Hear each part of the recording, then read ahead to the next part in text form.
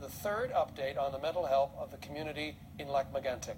This is, of course, regarding the devastating train derailment there in 2013. The last checkup revealed 2 of every 3 residents still suffered from PTSD. The CBC's Claude Rivest is following this story, and he joins us now from Sherbrooke, Quebec. So thanks for joining us, Claude. Let's just begin with the findings of this report. What does it say?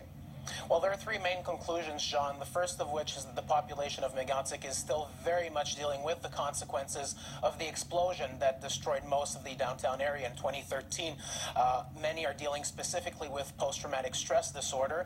But the second conclusion is one that is more positive, in that, in fact, the situation is stabilizing and improving in the local community.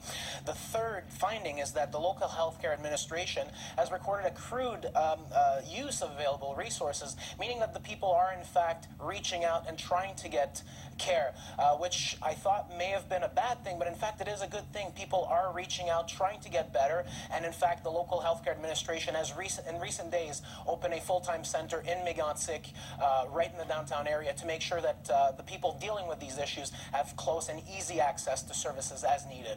As you're saying, this is the third report. It's ongoing monitoring, obviously, of the people affected by this. But was there something that stood out for you particularly in this report, Claude? Well, I asked specifically about how the children are dealing with this particular issue, and the answer that Dr. Melissa Généreux gave me was actually quite surprising. Let's hear. They have been really involved as helpers to their parents, you know, because adults were a lot affected, so their parents... it was the opposite, you know, the kids were helping their parents. At least that's what I've heard. So now it's time to turn back to the kids. Now, unfortunately, we didn't have specific data with regards to the children.